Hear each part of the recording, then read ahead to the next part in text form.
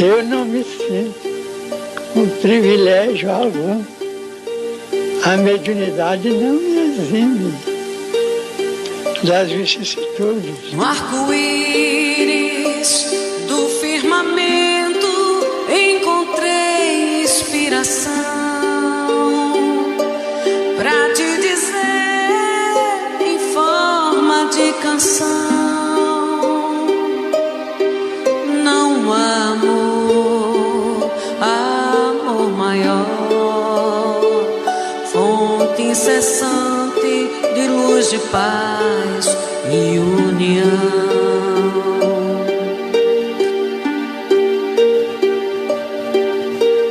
Meu Jesus, brisa suave que conforta o coração, veste de paz, de bondade e compreensão.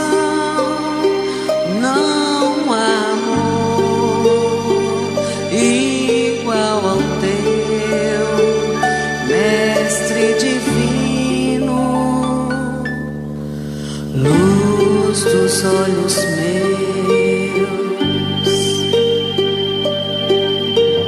Todo aquele que ora e serve tem assistência do Pai, por isso sigo confiando ainda mais. E em cada manhã há um sorriso de Deus.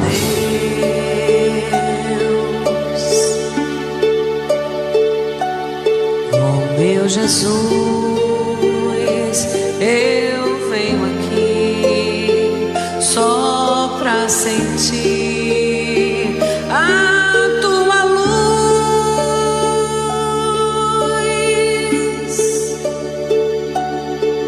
Estou aqui pra evoluir e escutar com o coração. Quero aprender a perdoar o meu irmão com a lição da humildade. Deixa a luz ir dentro de mim, a luz da fraternidade.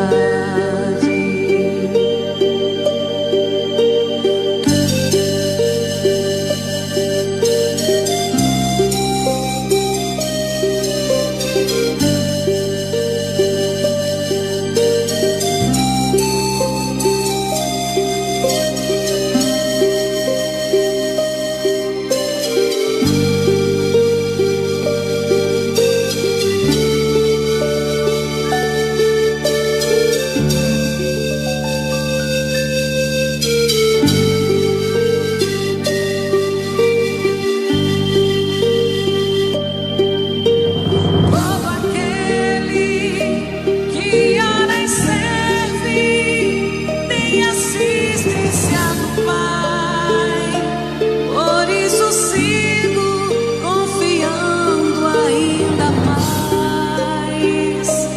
E em cada manhã há um sorriso de Deus. Meu Jesus, brisa suave que conforta o coração, veste de paz, de bondade e compreensão. Não há amor igual ao teu, Mestre divino, luz dos olhos meus. Estou aqui.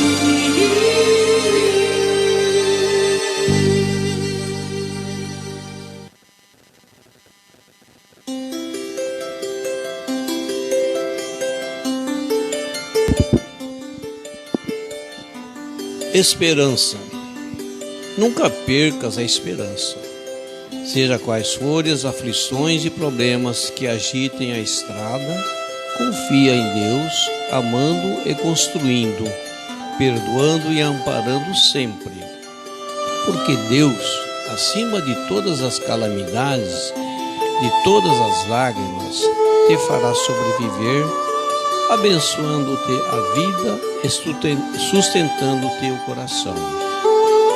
Irmãos Unidos, Chico Xavier, Meimei, do livro Nunca Sem Esperança. Boa noite a todos.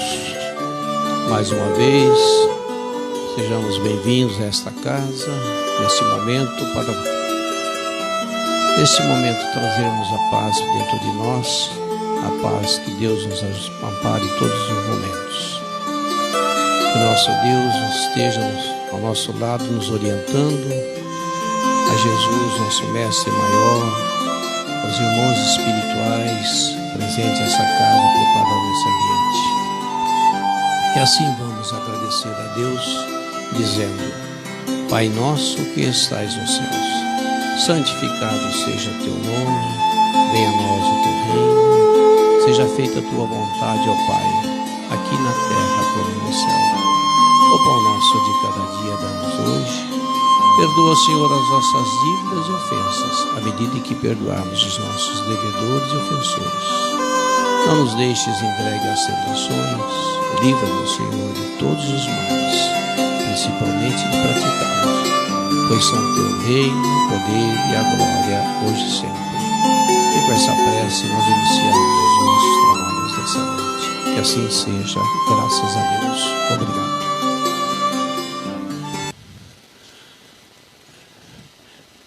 O Chico Xavier comemoraria, um centenário, agora no dia 2 de abril. E coincidente, dia 31 de março, foi o desencarne de Allan Kardec. Então, nossa homenagem ao nosso querido Chico Xavier. Os livros da codificação, o livro dos Espíritos e o Evangelho segundo o Espiritismo. No próximo sábado, a exposição estará a cargo do nosso companheiro Ricardo Alves Carneiro, nosso querido Cacá, com o tema Renúncia. E hoje nós temos, como a gente sempre fala, o prata da casa, aquele menino que iniciou as atividades espíritas aqui nesse centro, e que aqui está conosco. Vem para cá, João Gabriel. Vem falar sobre o tema Nossa Natureza.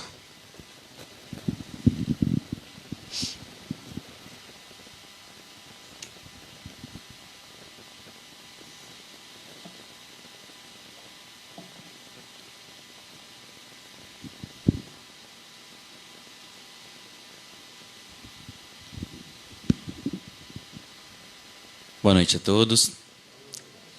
Bom, primeiro eu gostaria de agradecer ao convite da casa, na figura do João Marquese.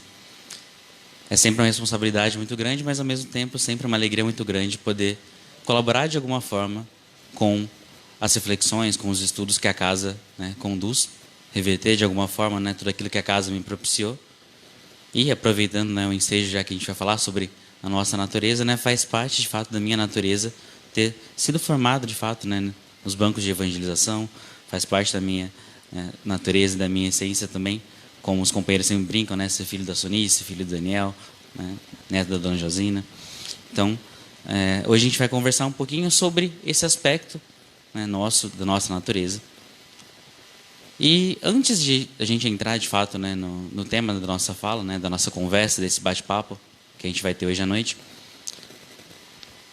para mim foi algo de fato muito, muito especial, talvez, dessa vez, preparar esse tipo de explanação, porque, digamos que organicamente, me veio uma ideia quando, durante a pandemia, começamos a acompanhar algumas exposições, algumas falas de um companheiro nosso de doutrina, jornalista, ambientalista, chamado André Trigueiro, motivo pelo qual a gente trouxe hoje esse livro, Ecologia e Espiritismo. O começo, de fato, está sendo motivado para falar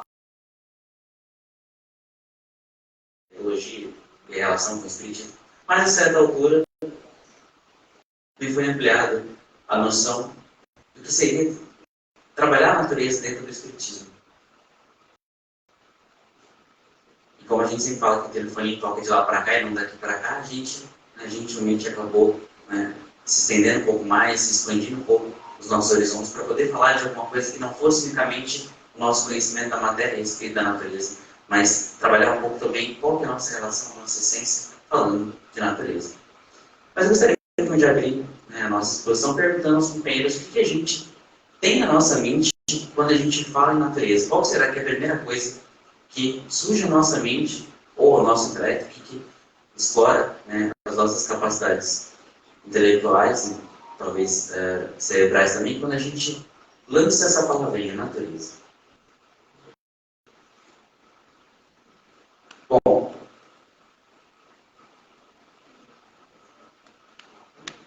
Diga, Dom.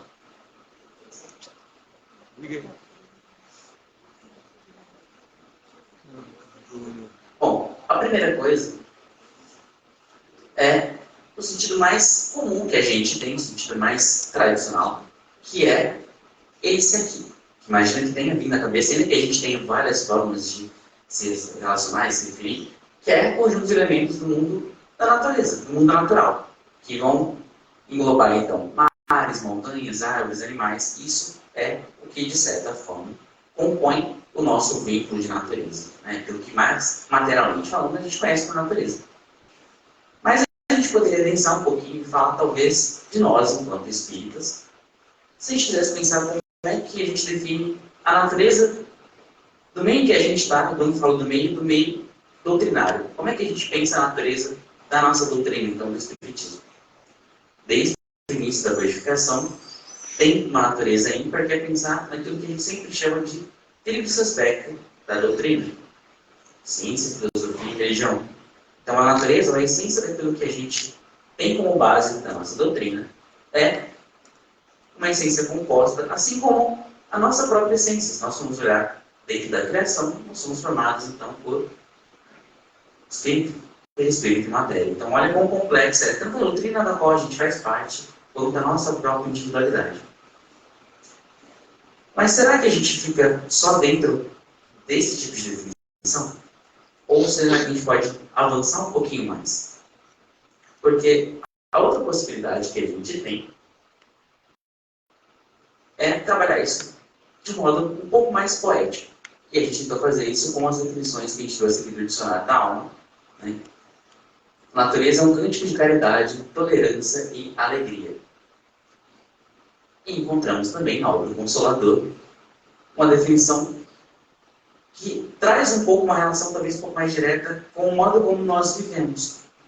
A natureza é sempre o livro divino, onde as mãos de Deus escrevem a história de sua sabedoria, livro da vida que constitui a escola de progresso espiritual do homem, envolvendo constantemente o esforço e a dedicação de seus discípulos. Agora eu vou explicar um pouquinho mais, né? Agora eu estou falando só unicamente do nosso estado, mas fala também de um aspecto que envolve a criação.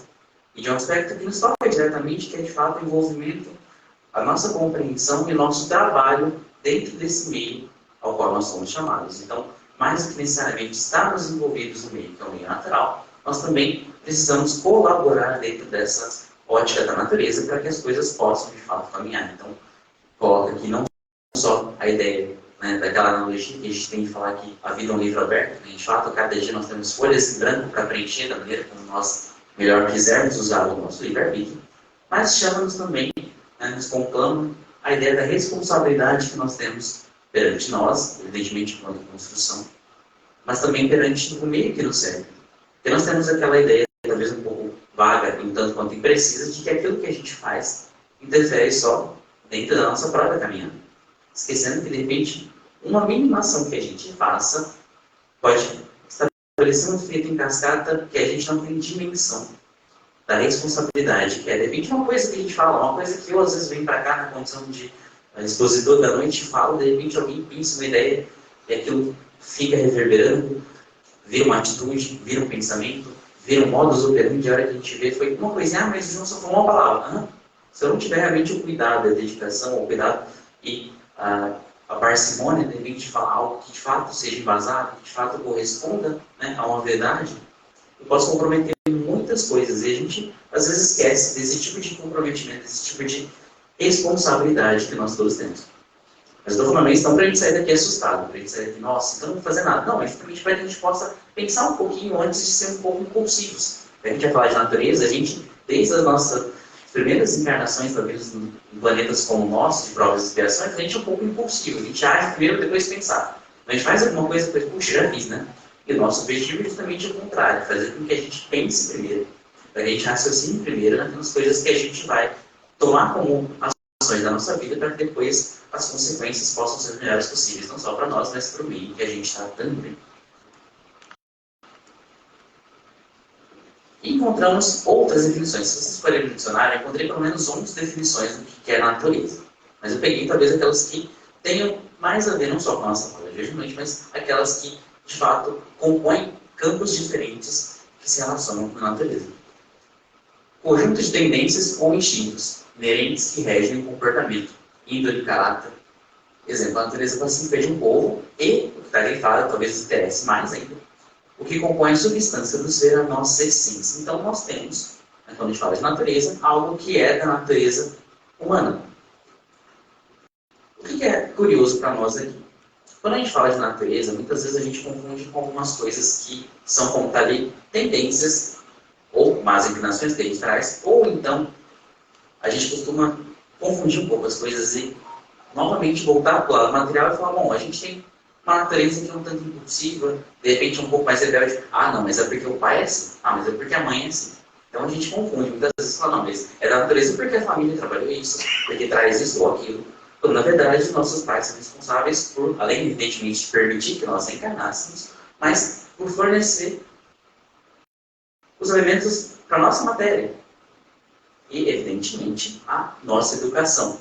Mas não há uma vinculação entre a forma como os nossos pais são e a gente, a não ser pelos triângulos da atração, justamente pela afinidade que nós temos, pelo grau de evolução que nós trazemos, né, pela proximidade ou afinidade, ou, de repente, dependências que nós temos com esses seres que aceitaram a missão de ser nossos pais, de ser nossas mães. Às vezes a gente costuma ouvir também algumas pessoas dizerem, ah, mas fulano é assim porque ele é de tal signo. Então, às vezes a gente faz aquele processo que eu gosto de chamar de terceirização da culpa, né? Não sei quem de vocês aqui já assistiu, tem um desenho que faz parte um pouco da minha infância e adolescência, que era Simpsons, e tem um personagem que ele sempre fala isso, né? Que a culpa dele ele coloca em quem ele quiser. Então, às vezes a gente faz isso também, a gente não espera a culpa pro outro e fala assim, ah, não, mas eu sou assim porque a lua está assim. Ah, eu sou assim porque... Não, porque eu nasci em tal signo e meu signo é assim. Quando, na verdade, é muito mais uma conjuntura de fatores que faz com que determinadas pessoas nasçam ou naquela época, ou inerentes àquele signo, mas tem muito mais a ver com aquilo que a gente faz em termos de encarnações. Com aquilo que a gente traz, sim, de outras vivências, a partir das nossas ações em outras situações. Então, diferentemente de pensar que a culpa é do outro, é do pai, da mãe, não. Nós somos assim porque nós nos construímos e nos moldamos assim. E aí vocês poderiam perguntar, tá, João, mas se a gente se moldou assim, como é que a gente começou? Como é que foi lá a nossa origem? Tem como saber como é que a gente foi lá no comecinho? E aí a gente vai voltar, então, mais para frente para falar sobre a representação que a gente tem nessa criação. Mas antes de passar, é interessante falar, já que a gente está explorando a questão de essência, que nós temos dentro de nós também algo que muitas vezes nós negligenciamos, que é o que a gente chama de centelha divina. Já que nós somos filhos de Deus, todos nós temos ali aquela possibilidade, aquela chaminha que pode ser acesa, que indica que nós temos um potencial dentro de nós que, em algum momento, pode, de fato, vir a ser iluminado e iluminar muito mais, né? Como disse o próprio Cristo, vós sois Deus, né? Está no Evangelho de João. E vós podeis fazer o que faço muito mais. Às vezes a gente não acredita tanto nisso. Às vezes a gente esconde o nosso potencial ou imagina que precisa de algo muito grandioso para que a gente reflita de alguma forma, né, essa centelha divina. Então, na verdade, todo dia, todo instante, a gente está trabalhando coisas que possam ajudar a acender um pouco mais essa fagulha e chegar àquela ideia de ir, de multiplicar e de pregar em todas as gentes, que é o ideal para nós que trabalhamos com o Evangelho de fato. Então, chegamos à ideia da criação. Como é que nós somos criados? Quando a gente olha um ponto de vista um pouco mais amplo, e dentro dos textos mais antigos, incluindo os textos que estão lá gravados na Bíblia, a gente vai encontrar uma ideia um tanto quanto alegórica da criação, mais ou menos como está aqui essa relação daquele molde de barro, de que nosso planeta teria sido criado, né, em 7 dias, então a gente tem toda uma imagem que é feita alegoricamente. Mas o que implica falar da nossa criação? O que tem a ver esse aspecto com a natureza? O que eu quis trazer algo ligado à natureza? Se a gente for pensar, a gente foi criado num duplo aspecto que sempre nos é lembrado dentro da doutrina espírita. A gente foi criado simples e ignorante. Alguns companheiros do meio espírita gostam de falar que a gente foi criado simples à forma e ignorantes com relação ao conteúdo que a gente vai adquirindo a cada encarnação. Ou seja, todos nós somos criados iguais. Daí decorre que, se uns se adiantam mais do que os outros, significa que há um aspecto, há um motor diferente em cada um, ou escolhas são diferentes de cada um, e que fazem com que algo dentro de nós evolua de uma forma diferente do que o faz em outros. Isso diz muito mais sobre as nossas perspectivas com relação à divindade, porque isso vai exatamente ao encontro de algo que nós, dentro da nossa parça e bem pequena compreensão ainda a respeito da divindade ou da energia que, de fato, está relacionado àquela questão de ser a inteligência suprema e causa primária de todas as coisas, possui em termos de atributo, que é a ideia de ser soberanamente justa e boa. A gente esquece, mas se Deus é justo e bom, significa que ninguém tem privilégio. Se a gente olha só a nossa encarnação, se a gente sai na rua aqui, a gente fala, nossa, João, mas existe um monte de injustiça, não existe? Existe. Ah, então Deus não é justo? É. Deus permite isso? Sim. E a gente tende a achar que isso é por injustiça. Eu gosto muito de uma colocação que o Sônia faz, dizendo que a gente tem injustiça sim no mundo, mas que não há injustiçado. Justamente porque, se a nossa origem foi comum, e o nosso andamento não foi, significa que nós escolhemos algumas coisas, esquecemos algumas coisas, e colhemos, de fato, muito daquilo que nós plantamos. E também esquecemos disso. E, evidentemente, demora muito para que a gente possa alternar aquilo que a gente vai colher, se a gente não alternar a maneira como aquilo que a gente vai, de fato, plantar. Então, nós fomos criados simples com relação à nossa forma e ignorantes com relação ao nosso conteúdo.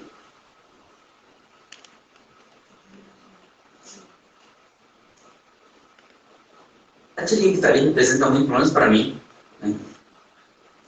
É uma imagem, né, alegórica daquilo que a gente faz, né, no sentido de entender a criação. Então, Deus me criando, né, dizendo assim, agora um pouquinho de paciência.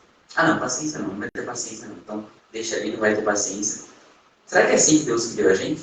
Já que a gente falou dessas ideias alegóricas que a gente tem, daquele molde de barro, daquela ideia de uma forma única, será que é assim que a gente foi criado? E, talvez mais importante, né? Há um trecho, uma passagem bíblica que é colocada que nós fomos criados à imagem e semelhança de Deus. Falamos lá atrás, agora há pouco, que nós temos essa centelha divina dentro de nós. Mas o que geralmente a gente faz? Nós, com o nosso ego lá em cima, a gente pega e inverte um pouco o processo. Ou seja, apesar de estar escrito ali, de estar colocado aqui, nós, enquanto seres, fomos criados à imagem e semelhança de Deus, a gente imagina Deus à imagem e semelhança dos homens. E aí resulta naquilo que vocês estão vendo ali. Geralmente um homem barbado, velho, sentado num trono, muitas vezes. Então essa é a imagem que a gente faz de Deus. Então a gente inverte o processo, coloca a gente no centro. A gente adora fazer isso. A gente coloca a gente no centro e faz a nossa imagem de Deus. Vocês acham que essa imagem, sendo feita por nós, dá conta de explicar o que seria Deus? Se a gente for pensar no mais próximo que a gente chegou, é aquele conjunto de fato, atribuições ou de elementos que vão dizer que Deus é soberanamente justo e bom, que é amoroso, que é toda inteligência, né? E se a gente for pensar em alguém que tentou chegar perto disso, no sentido de tentar entender o que era essa figura que a gente chama de criador ou de Deus, e vamos lembrar dentro do meio espírito, diferente do Kardec, que a gente chama de bom senso encarnado. Fez o quê? Ele não colocou lá quem é Deus. Ele não estava interessado em saber, de repente, nossa, né? Que tipo de espírito é Deus? Não. Kardec foi extremamente assertivo. Ele perguntou o que é Deus. É uma pergunta totalmente diferente. Por mais que pareça uma letrinha só, significa muita coisa. E dentro desse aspecto de criação, falamos que nós somos criados tão simples e ignorantes. E que, dentro desse processo, há as nossas escolhas. Será que isso eliminaria, então, aquilo que a gente imagina chamar de termos pessoas boas e más desde o começo? Porque às vezes a gente pensa, nossa, né, fulano tem tantas atitudes equivocadas, será que nasceu assim, né? Será que faz parte da natureza? Nossa, ser assim? Será que o homem, desde o princípio, é rude, é mal, por excelência?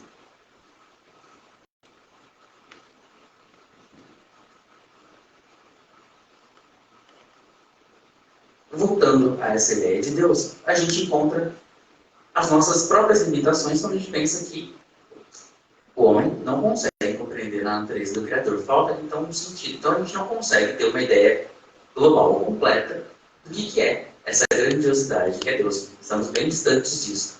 Mas a gente pode fazer uma coisa um pouco mais fácil para nós, já que nós somos tão apegados à matéria, que é pensar em uma relação, um axioma, né, que está presente dentro dos nossos dias, que é: conhece-se a criatura ou o Criador pelas suas obras. E quais seriam, então, as obras de Deus? Alguém tem um exemplo que poderia me dar do que seria uma obra de Deus? Estou olhando para várias obras de Deus nesse momento. Estou olhando, de fato, para vários escritos que foram criados por meio da ação divina. Dentro do nosso dia a dia, às vezes a gente passa por momentos extremamente turbulentos.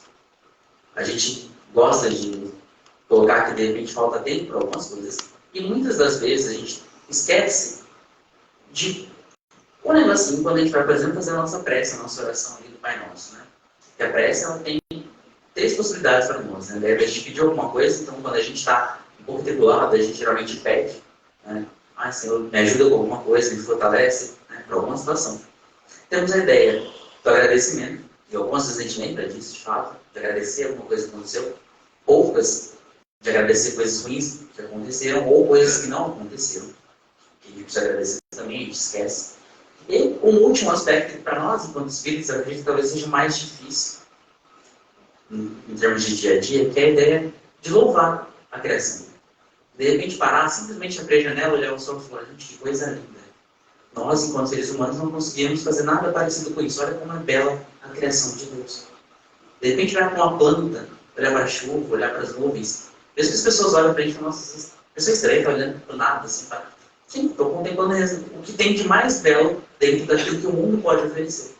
E a gente às vezes não faz, mas é uma das formas que nós temos de reconhecer a grandiosidade da criação. De imaginar que realmente Deus está em tudo, como está na natureza, está também em nós.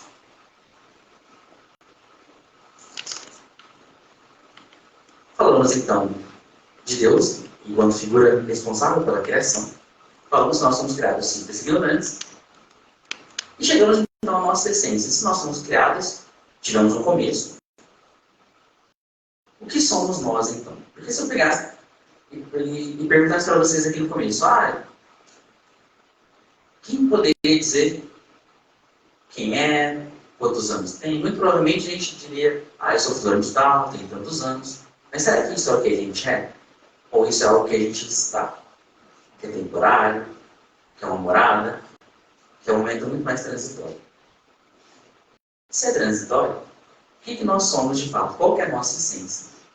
E o Livro dos Espíritos traz para nós que nós somos os espíritos, que podem ser definidos como seres inteligentes da criação, ou o universo fora do mundo material. Ou seja, ainda que nós estejamos estagiando, e acho que essa metáfora é muito bacana pensar que nós estamos de passagem por aqui, ainda que nós estejamos bem ligados à matéria, que nós somos de fato, é muito mais do que aquilo que nós estamos vendo hoje.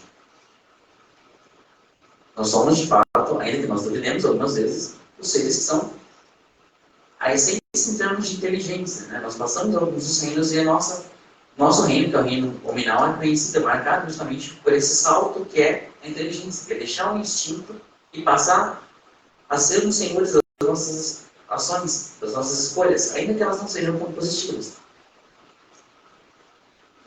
E Pedro Franco Barbosa vai colocar nessa obra Espiritismo Básico que os espíritos são, então, princípio intelectual, imaterial, individualizado, que sobrevive à desagregação da matéria. Então, só que a gente tem um monte de informação.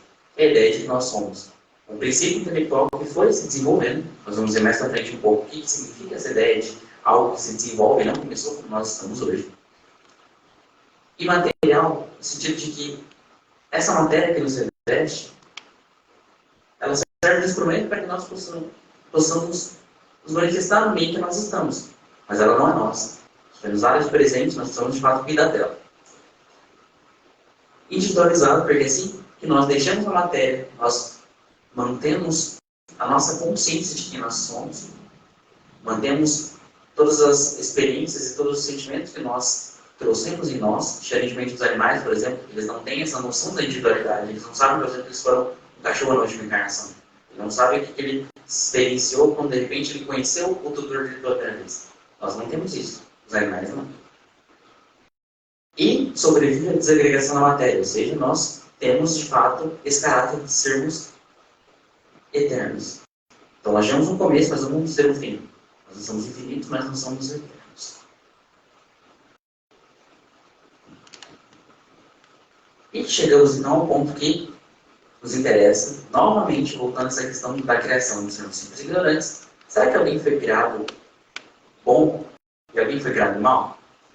Se a gente falou que não tem privilégio, que todos fomos criados simples e ignorantes, tudo igualzinho, significa que não teve alguém que foi criado bom e alguém que foi criado mal. O que tem é a ideia de que Deus criou todos os espíritos simples e ignorantes, quer dizer, sensíveis.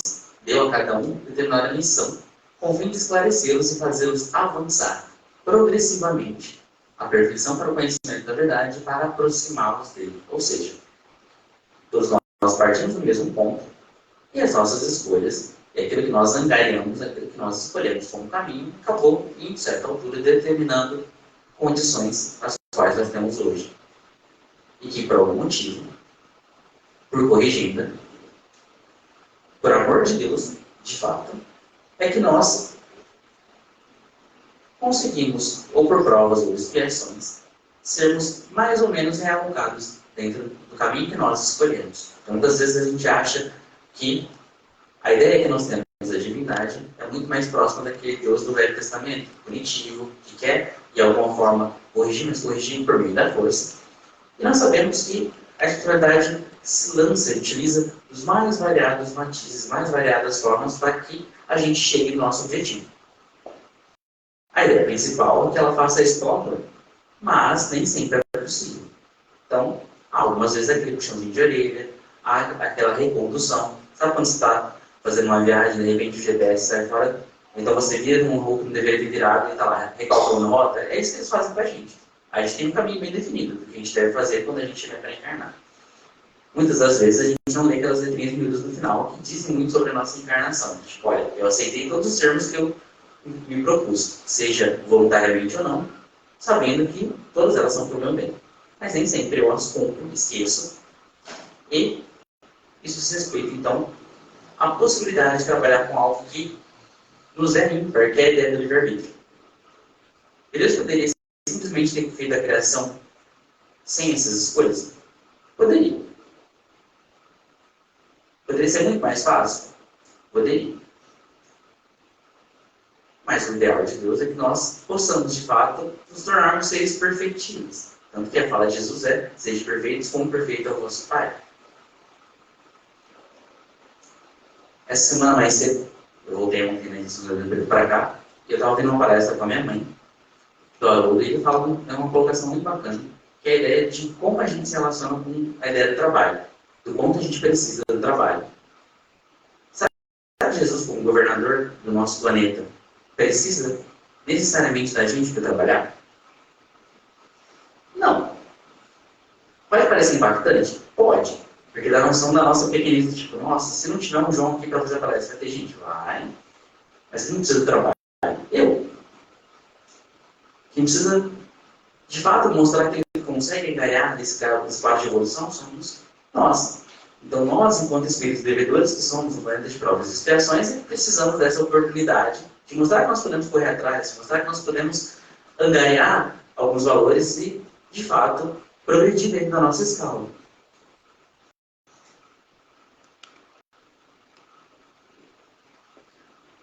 Falamos no começo que a nossa doutrina é ciência, filosofia e religião. Então, trouxe um ponto para a gente refletir. Da maneira como nós, humanos, entendemos a criação. Quem será que está certo dentro dessa fala? A gente tem ali 3 pensadores que marcaram a época e, de alguma forma, influenciaram o pensamento, que diz muito sobre a maneira como o homem se comporta dentro da sociedade.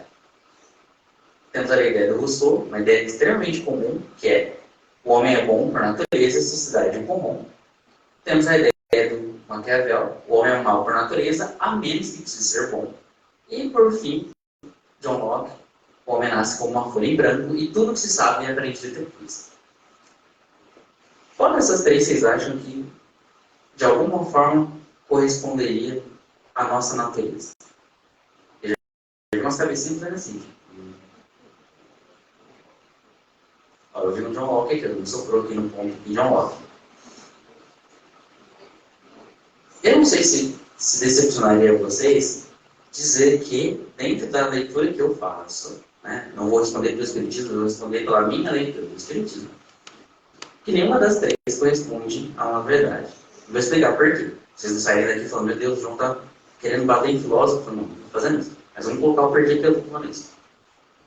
O homem é bom por natureza. Acabamos de falar que a gente está simples e ignorante. Ou seja, a natureza nossa é ímpar. A sociedade é que o corrompe. Tudo bem, nós temos meios que nos influenciam de fato. A gente tem a mídia, a gente tem amigos, a gente tem escola, a gente tem vários círculos sociais pelos quais a gente passa. Mas vamos lembrar uma coisa? Quando a gente fala de sociedade, quem compõe a sociedade? Nós. Então, se o homem é bom, a sociedade é corrompe, significa que o homem é bom, e o homem bom corrompe o homem bom. Aquela ideia do homem é o lobo do homem. O homem é mau, a não ser que precise ser bom. Acabamos de falar que o homem não é bom nem mau no seu começo. Evidentemente, a gente age muitas vezes por conveniência, mas significa que a gente também não é mau. Então, não somos bons nem maus. Ah, João, então sobrou a ideia de John Locke, que é que nós somos uma folha branca. Ótimo, se a gente for entender cada encarnação, ainda assim não daria. Por quê? Nós trazemos de cada encarnação recordações, construções que nós fizemos. Então, tirando o momento que nós fomos criados, que de fato nós éramos simples e ignorantes, a partir dali, a gente é um ser que vai angariando a experiência, vai juntando coisinhas dentro de si, e não tem como ser uma folha rasa. Ou seja, a nossa essência não é boa de início, não é ruim de início, e não é uma folha em branco de início. Então, olha só como a gente vai tentando mapear a natureza, a gente vai chegando mais perto, mas com definições um pouco tortas daquilo que nós mesmos somos. Então, olha como é difícil olhar para a gente e falar, nossa, é isso que a gente é.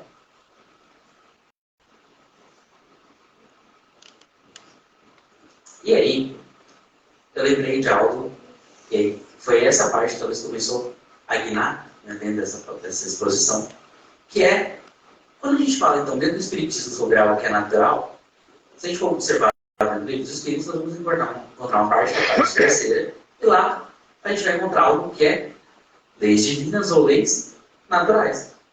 Ou seja, a nossa relação é uma relação natural quando nós obedecemos às leis divinas, as leis de Deus que estão gravadas onde? Na nossa consciência. Ou seja, a gente não pode alegar desconhecimento, porque isso, de alguma forma, está em nós. Quando a gente faz alguma coisa errada, parece que alguma coisa dentro da gente fala, opa, peraí, não devia ter feito isso. Então, eu trouxe algumas dessas leis para a gente pensar na maneira como nós nos relacionamos com elas. E a primeira lei é a lei do progresso. Vocês lembram que eu falei, reiterei mais uma vez, essa ideia do nós sermos simples e ignorantes e a ideia do simples na forma.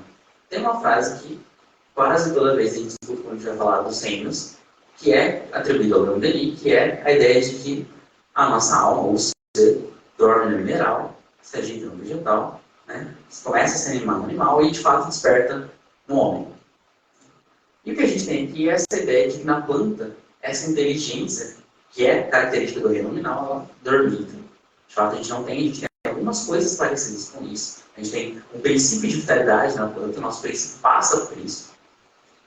Nos animais, sonha, porque a gente começa a ter ali uma ideia de instinto, que é uma inteligência rudimentar, que nunca erra. Então a gente começa a ter mais vitalidade, escolhas muito mais potentes e próximas do que nós temos. E por fim, quando a gente chega de fato na condição de seres humanos, como nós somos, na característica da raça humana, é de fato a racionalidade. É de fato o uso da razão para resolver quais são os móveis de cada passo que a gente dá. Então, quando a gente vai olhar para o livro dos Espíritos, nós temos lá que o objetivo da encarnação é um dos objetivos é que a gente de fato evolua. Só que, vocês acham que essa evolução ela se dá da mesma forma para todo mundo? Não. E mesmo se a gente for pensar, dentro do mesmo ser, ela não acontece da mesma forma. Os espíritos respondem a Kardec, né, sobre a diferença da evolução espiritual para a evolução moral, da evolução intelectual para a evolução moral. E a gente vai ver que deveriam funcionar como asas de um avião. Equilibradas, proporcionais. Só que não é assim que acontece. É muito mais difícil, de fato, trabalhar a evolução moral do que a evolução intelectual. Vamos ver a era que nos marca hoje. Nós temos uma quantidade enorme de recursos. Computadores, microfones, celulares. A gente tem uma quantidade gigantesca de coisas, mas a gente pouco evoluiu em 2000 anos, por exemplo, que foi a marca da passagem do Cristo pela Terra. A gente pouco conseguiu fazer de humanidade dentro daquela máxima de amar o próximo como a si mesmo. Estou falando da mesma quadro de evolução. Então, se para nós a evolução não se processa do mesmo jeito, de uns para os outros ela também não faz. E eu achei super oportuna a imagem que está ali das 5 lentes, que é todos nós crescemos em velocidades diferentes e está tudo bem. Porque a gente tem mania de se comparar muito com os outros. A gente vive hoje uma sociedade que faz com que a gente precise ser melhor. Até aí não está errado. O que está errado é o que a gente põe depois. Que a gente põe um melhor que o outro, que não deveria estar. Porque não é uma competição, não se trata de quem vai evoluir primeiro. Se trata do quanto nós podemos melhorar. Eu sempre falo que os espíritos foram extremamente bondosos com a gente quando falam que você conhece o verdadeiro espírito pela sua transformação moral, que esse é o objetivo nosso. Não fala da transformação moral a mais do que a menina. Fala da transformação moral nossa, pessoal. E pelo esforço que faz em combater as suas más tendências ou as suas más inclinações. Ou seja, se a gente estiver num caminho tentando acertar, beleza. Se eles reconhecem dentro da gente esse potencial de colocar vontade em ação, ok? E a gente não precisa se comparar com o próximo, porque a gente não tem noção do que o próximo trouxe de valores, de exercícios para colocar, de situações a trabalhar. Se a gente fosse fazer uma outra analogia, a gente tem uma espécie de fotografia só, que é o que nós temos acesso aqui da encarnação, enquanto a nossa vida, em termos espirituais, é o filme inteiro. É um rolo daqueles, sabe, antigos que a gente vai desenrolando, e a gente não tem noção da complexidade que é isso. Por isso que eu trouxe aquela imagenzinha da cenoura. Às vezes a gente olha a superfície e fala, nossa, mas olha que fulano tem uma casa bonita, tem um carro, tem uma família linda. E às vezes a gente não sabe tudo aquilo que as pessoas precisaram abrir mão para chegar nisso. Ou tudo aquilo que vai dentro do íntimo e que necessariamente não corresponde a uma felicidade real. Não corresponde a uma evolução real, de fato. Então, muitas vezes é preciso que a gente pense no que está em nós, não no outro. E isso não é egoísmo, isso é amor próprio. Então é diferente quando a gente olha para a gente e fala, o que eu posso? Como é que eu consigo contribuir melhor para o meio que eu estou? E por último, não menos importante, vocês conhecem essa árvore que está ali no ponto? Opa, eu já tenho que falar tamareira, muito bem. Que é nada mais, nada menos a fruta, o pé que dá tâmara. João, por que você trouxe uma tamareira para falar de evolução? Alguém aqui tem noção de quanto tempo demora para uma tamareira dar fruto? 100 anos. Beleza, já ouvi aqui um coro muito bacana, 100 anos. 100 anos é muito tempo? Eu ouvi que depende. Se a gente for pensar numa encarnação, viver 100 anos tá bom, tá? Agora, pense para mim, o que é 100 anos para alguém que tem a eternidade pela frente, como é o nosso caso? um átimo de segundo. Ou seja, muitas vezes pode ser que numa encarnação a gente aparentemente não imagine, não consiga identificar, ver progresso. Mas não significa que ele não está ali. Então a gente tem aquela ideia de que quem planta câmara não necessariamente colhe. Muitas vezes nós vamos plantar sementinhas aqui que não vão florescer agora. Seja em nós ou seja no próximo. Falo isso por experiência, como professor. Muitas vezes a gente vai plantar sementinhas que não vão dar agora. E a gente vai ficar, nossa, mas só com fulano, né? É que tal aluno conseguiu aprender tal coisa. Ótimo, você foi importante no sentido de plantar aquela sementinha. Não a gente foi pedido para colher, a gente foi pedido para plantar. A gente está ajudando dentro dessa área do Cristo. Temos a oportunidade de ajudar nesse processo. Colher é com ele. A gente dá a nossa contribuição. Devemos ficar muito felizes por termos essa oportunidade.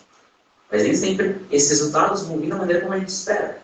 E não quer dizer que a gente não esteja progredindo.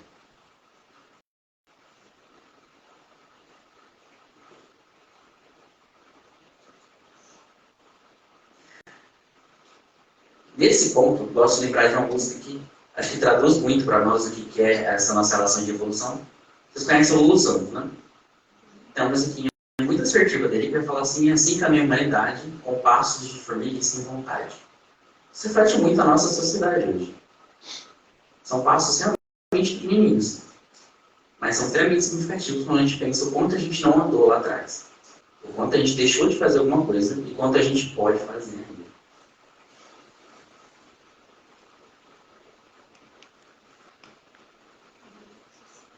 Temos ali lei de sociedade. Mas antes de passar a lei da sociedade, só para finalizar algo que estava ali na lei de progresso ainda, quando a gente coloca e lança o nosso olhar para a sociedade de hoje, alguém já parou ou já teve a sensação de que de repente a gente está andando para trás e não para frente? Isso é possível? Não. E aí, a gente vai entender que, muitas vezes, o que a gente tem aqui, há espíritos tendo suas primeiras encarnações na Terra.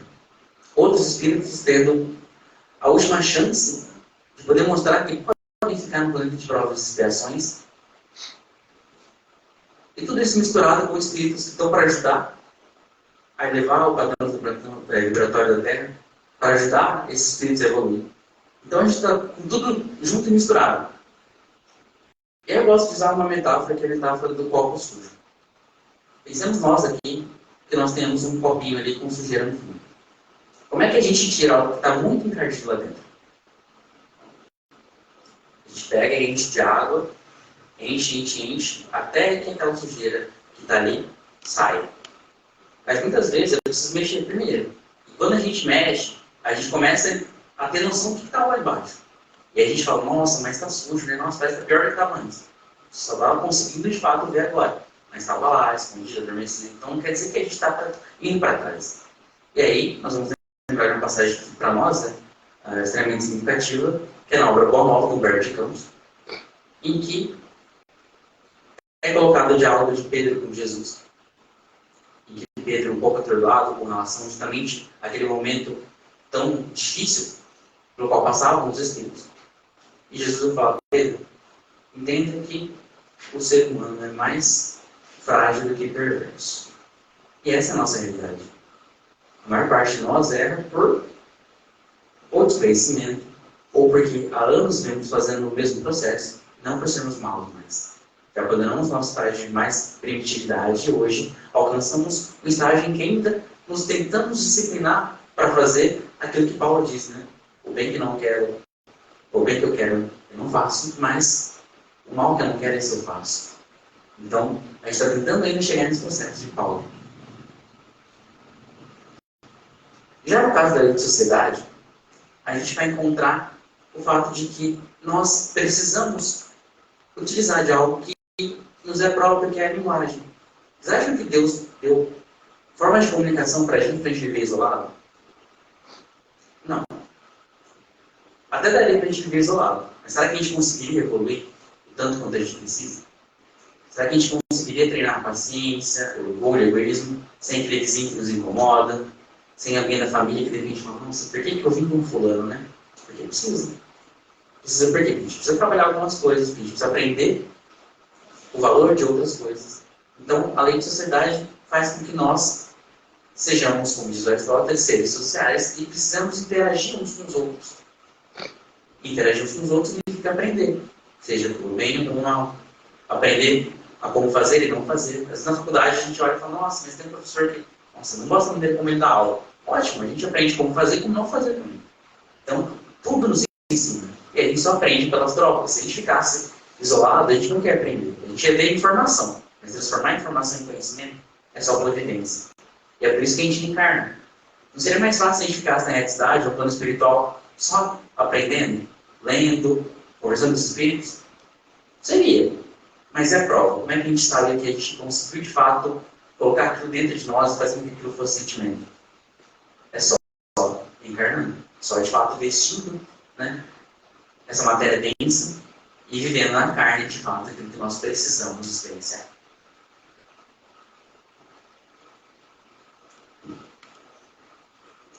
E chegamos a algo que talvez nos aproxime mais da relação de natureza e meio material, que é a lei de destruição. Há anos já nós vivemos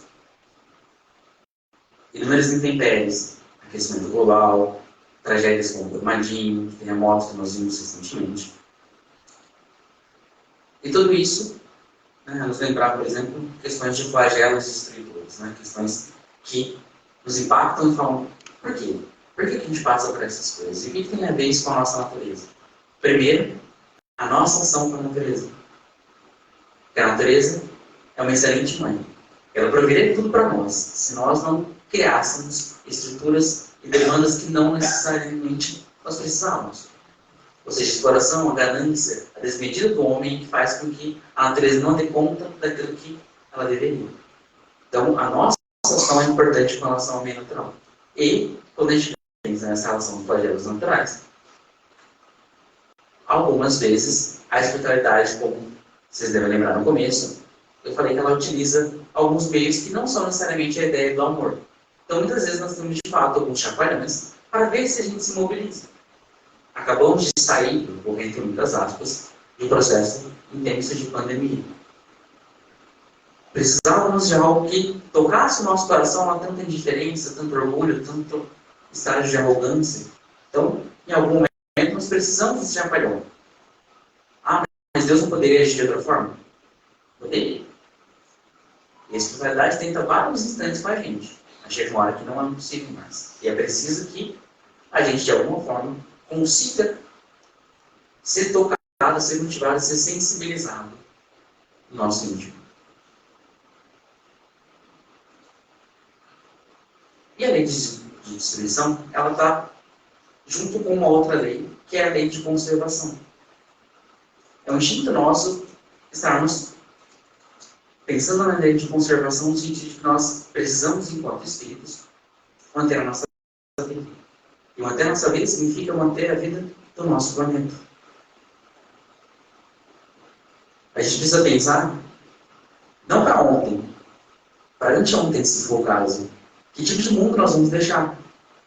E aí a gente fala, mas se eu vou reencarnar, se tem tantas moradas, por que eu tenho que pensar na proteção agora do planeta? Primeiro, que é uma relação de dever nosso.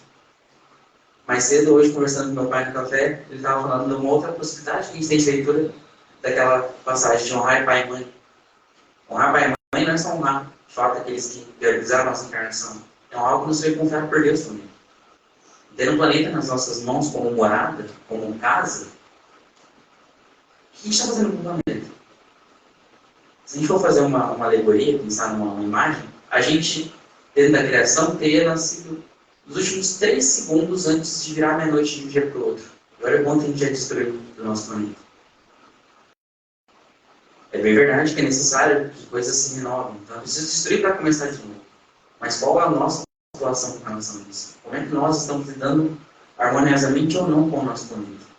Como é que a gente, enquanto espíritas que estamos nos relacionando com o meio que nos acolheu, com o planeta que precisa evoluir e não é de fora para dentro, no sentido de não é esperar que venha algo de nossa. Então, hoje, Dia 15 de abril, amanhã, dia 16, começa o mundo de regeneração. É um marco e vai vir uma mudança, alguma coisa de fora para... Não, é daqui de dentro para fora. É cada um começando de fato a mudança em si, que a gente modifica o padrão vibratório, a natureza desse mundo, e que a gente de fato começa a colher os frutos.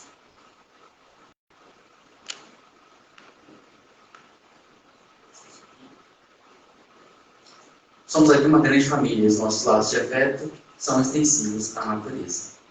Repara a natureza que seca no mundo, toda riqueza e esforço laborioso por assegurá-lo. Ou seja, se a gente for pensar, tudo na vida, de fato, nos ensina e a gente precisa ter uma relação harmoniosa.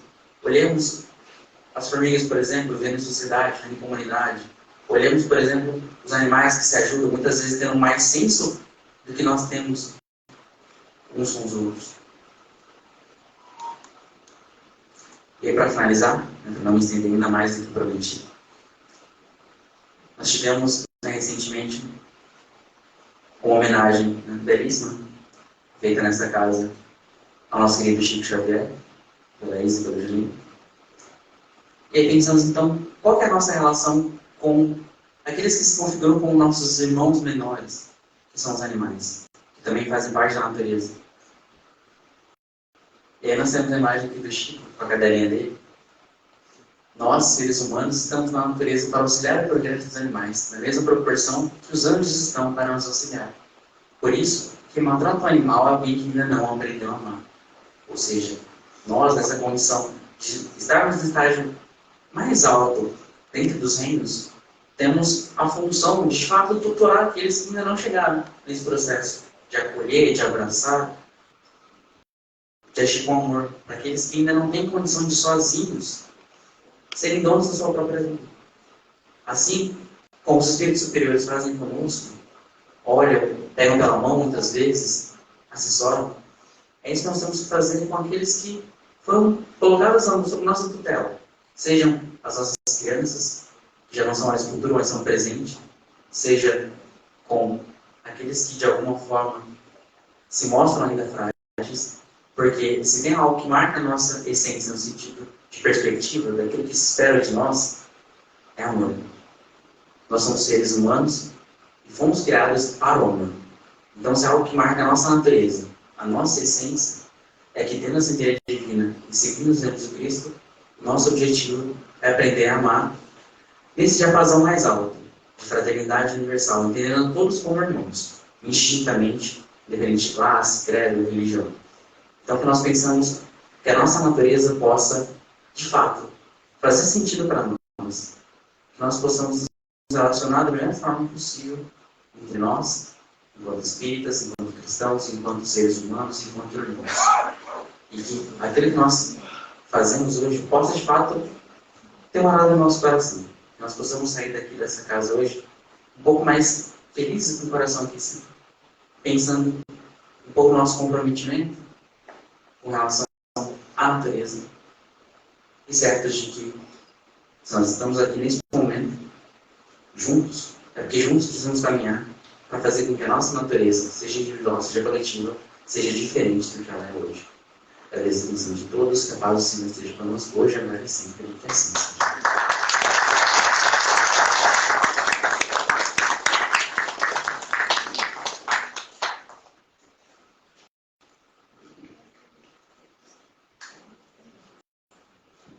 Obrigado, João. Está preparando outra aí, tá bom? Chamado com nosso companheiro Andréa, a gente passa a prece de encerramento, a purificação das águas.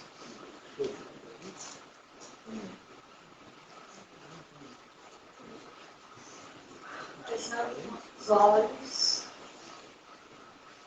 os nossos pensamentos, nossos sentimentos, sensações, emoções elevados. Sentamos essa luz que está aqui presente, nos envolvendo, a luz do amor que nos conecta com a nossa essência divina. Sinto a presença de Deus, de Jesus, da espiritualidade que nos acolhe, que nos acompanha. Gratos estamos E neste momento, todas as águas sendo fluidificadas, tratadas, com todo o amor, com toda a luz, com todo o remedinho necessário ao nosso corpo físico e espiritual.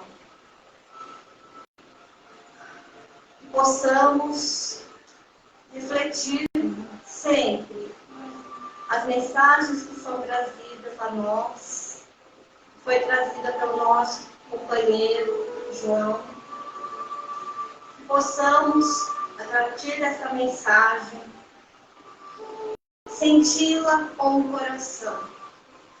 Coração que nos liga, que nos une a Deus, a nosso Mestre Jesus. Possamos levar essa mensagem no coração, à nossa casa, ao nosso lar, ao nosso local de trabalho, nas nossas relações com todas as pessoas, e que possamos trazer sempre todo o amor, toda a luz, toda a compaixão, misericórdia. E que tudo isso nos envolva sempre em nossos pensamentos, em nossas palavras, atitudes, e possamos sair daqui fortalecidos na fé, na esperança, na gratidão. Que possamos sempre ser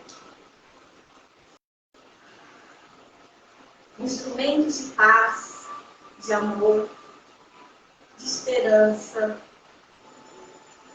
a todos nós e aos nossos irmãos. E que sigamos em paz, e Deus e Jesus sempre nos acompanhem. Olhe para Ele sempre no seu coração. É lá que nos conectamos a Deus. Gratidão e assim seja.